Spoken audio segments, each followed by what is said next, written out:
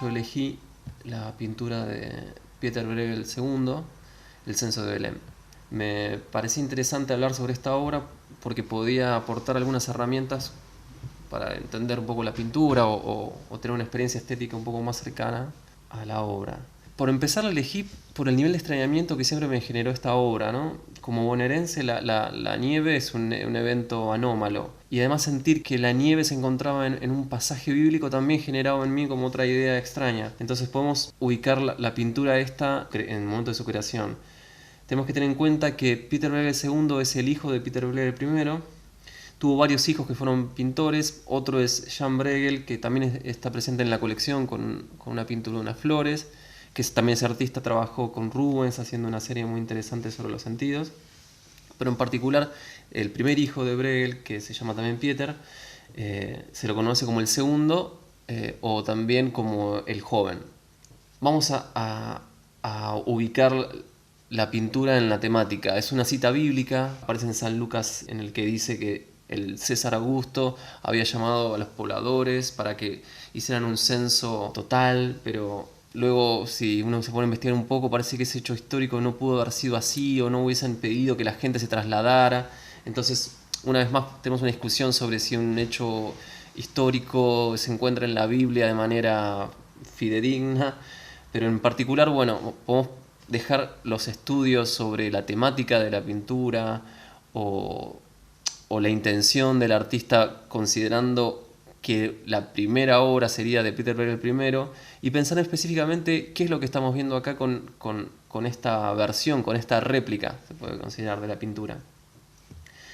Por empezar, la pintura tiene estos tres tiempos, ¿no?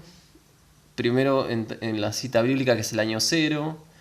Luego, el momento en el que Bruegel hubiese creado, que creó la pintura que decimos hoy en día, de la que está basada la réplica, que es 1566. Y pasamos de un lugar que era Belén, en el actual territorio de Palestina, a Flandes, que es lo que hoy se conoce como Bélgica. Y luego, entre el 1605 y el 1610, estaría esta versión del cuadro. De un estudio, o sea, generado en el estudio quizás de Pieter Bruegel II, por lo que hasta el momento se encontraron 14 pinturas que son réplicas de este primer cuadro. Y cada una tiene particularidades especiales. Uno se pone a ver cada una de las pinturas. Yo pude conseguir 8, estuve analizando 8. Son difíciles porque están en diferentes lugares de Europa. Son todas las otras, salvo esta que la tenemos en Buenos Aires. Y lo que fui trabajando es en capas. Puse la pintura primera abajo y luego las réplicas en capa, y habilitando una capa y otra pude encontrar diferencias y similitudes. Por empezar, podemos pensar en el formato de la pintura.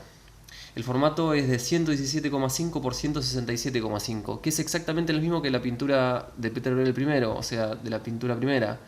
Lo que nos da a entender de que también se hubiese usado acá el sistema que se le asigna a Pieter Bruegel II, que es el de usar este papel fino, que el artista hubiera colocado arriba de la obra, y primero dibujado, y quizás también pudo haber usado los dibujos preparatorios de Bruegel, y luego con un punzón, unos pequeños orificios, y luego con talco, polvo, sobre la tabla en la que se va a pintar, se genera un patrón, el cual, siguiendo ese patrón, se puede hacer una copia casi al mismo escala que el original, vamos a decirle. Entonces ya ese dato nos da a entender que este óleo sobre tabla, posiblemente también un roble del Báltico, a veces habría que hacer un estudio también de la madera, pero se usaba eso en particular para estas pinturas de los flamencos. Podemos entonces ya tener una asociación directa con la pintura de donde proviene. Y luego podemos pensar qué cosas están presentes y qué cosas están faltando. Pero eso lo podemos ver en casi todos los cuadros que hay esta relación. O sea, pensemos en una familia como de obras, en los que está esta lógica del presente y la ausente. Yo lo que hice fue compartir algunas imágenes en las que podemos ver los temas que me parecían importantes marcar, que había grandes diferencias. Por ejemplo, los árboles. En la primera pintura los árboles están casi en un momento en el que han sido podados, están pequeños, y en las otras versiones de Peter Bruegel II, los árboles están más grandes, son más grandes que en el original. Eso es en la primera versión, es lo primero que uno nota.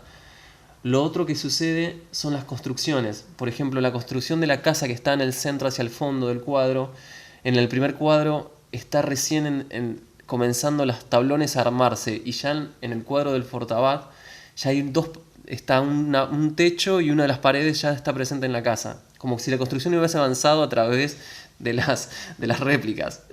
Después podemos encontrar también que la construcción donde se hace el censo, que muchos estudiosos de esta obra piensan que es una cita también a la burocracia y al Estado como institución que te pide, o ya sea cumplir con algo engorroso, o bueno, por eso habían puesto el símbolo del Estado en ese momento, que es el águila con las dos cabezas, en esta casa. Y lo que sucede en el primer cuadro es que la construcción está hecho con este sistema clásico de los tablones y esta especie de adobe característico, esta especie de cemento que usaban mezclados con los tablones en diagonal de las primeras construcciones europeas en esta zona. Y luego en el cuadro siguiente, o sea, en el cuadro que vemos en Fortabat, ya la construcción es de ladrillos, por ejemplo. Otra diferencia es lo que sucede con el fuego, con el humo. Es mucho más presente en el cuadro que es el que vemos en el Fortabat, que en el que Bruegel I había pensado. Entonces el fuego es un leve humo en el primero, y en el Fortabat está presente mucho más rojo, igual de rojo que es la sangre. Por ejemplo, el cerdo que se está sacrificando en la pintura de Bruegel I es casi gris lo que sucede con la sangre. En cambio, ya en el cuadro de Peter Bruegel II, que está en el Fortabat, es un rojo fuerte. Pero pasa lo mismo con la ropa también. Todos los ropajes y los colores del cuadro de Fortabat son mucho más saturados.